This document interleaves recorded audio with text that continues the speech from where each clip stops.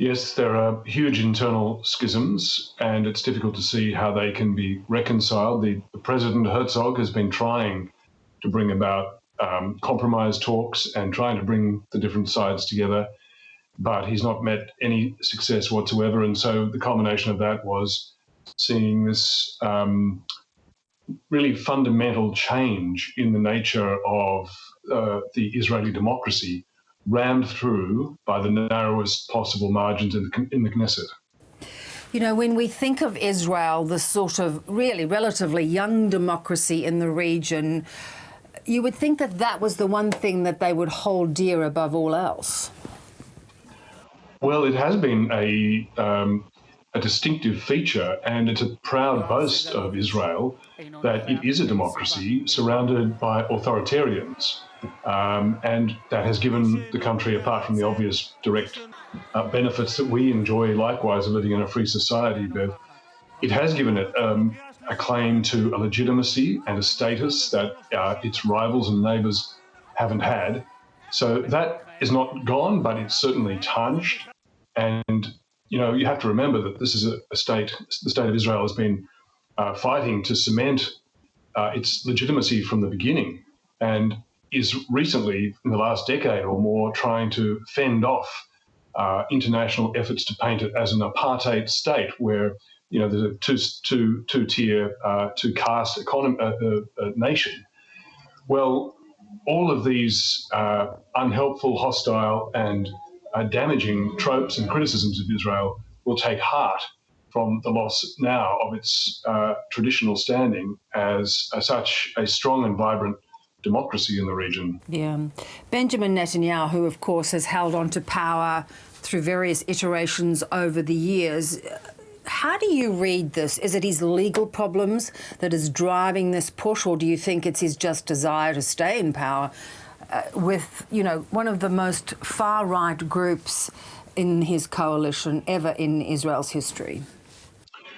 Well, this is a story told on two levels, isn't it, Bev? On the one hand, it's a political story, and that's the centre of it, is Benjamin Netanyahu under accusations of fraud and corruption was being deserted by other parties and having trouble putting together a workable coalition on the floor of the Knesset. And so has turned to the fringe parties, ultra-nationalist, ultra-orthodox, ultra-conservative parties, which otherwise haven't had a look in really in central power in Israel, to form this coalition government.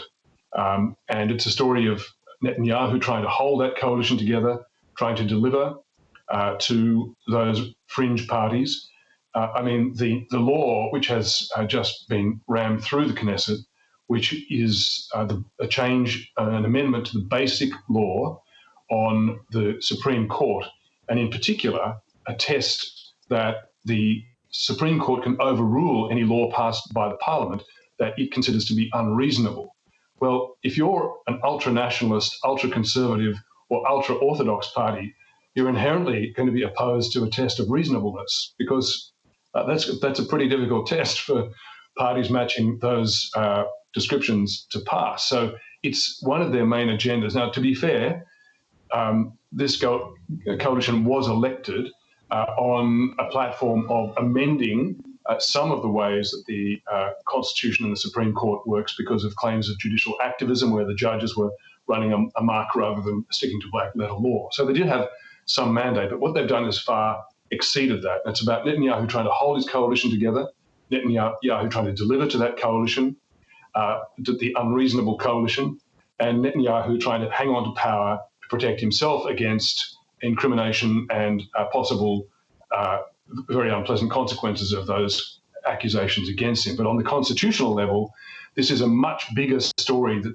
is way above politics and goes to the very nature of whether Israel is a proper democracy with the doctrine of the separation of powers, where the courts can effectively check the power of a government, or not. And to that point, with the separation of powers that is in any democracy, the court itself, the Supreme Court itself, could be tasked with responding to these laws that have been rammed through. Yes, this is throws up an immediate dilemma now. It's a potential impasse, as it's certainly likely to present itself as a constitutional crisis. In fact, Israel is already deep into a constitutional crisis. But so the law, which is the amendment which has been passed, strips the Supreme Court of the ability to overrule a parliamentary law on the basis that it's unreasonable. And yet now we know that there are going to be at least 3 different groups taking petitions to the court, to that same court, to consider whether that amendment to the basic law ruling the way that the Supreme Court operates is in fact reasonable or should be overturned. So it's a sort of catch-22, and it looks like it will be quite a dilemma for the Supreme Court of Israel and for the constitutional system of Israel. It poses on the constitutional level now, as well as the other levels we've seen, of the social division, the economic damage that these protests are doing, and now we see a potential impasse at the constitutional level as well. Do you think the opposition that we've seen with so many protests going on now for weeks and weeks that are still so forceful, do you see them spreading to higher levels? Do you see them keeping their steam throughout this contest? Well, they've been, as you say, they're long running, 6 months now, and they have waxed and waned in their strength and energy. But this latest ramming through of this amendment to the basic laws, I imagine will hypercharge the protests, and a number of the developments that we've already seen, the fraying of the system, I imagine will continue. I imagine that we'll see, well, we're hearing plans for a general strike, which would be immensely damaging. We've seen protests. I mean, it's important to remember, Bev, that this isn't just some left fringe group and a bunch of nutters here. This goes to the centre of Israeli society and, traditional and conservative elements of that society. Big business groups, for example, former central bank governors, elements of the military have deep concerns about this. And all of those will be exacerbated, I imagine, by this. And as the protests pick up more energy, they will further degrade the normal daily running of the Israeli economy and the state.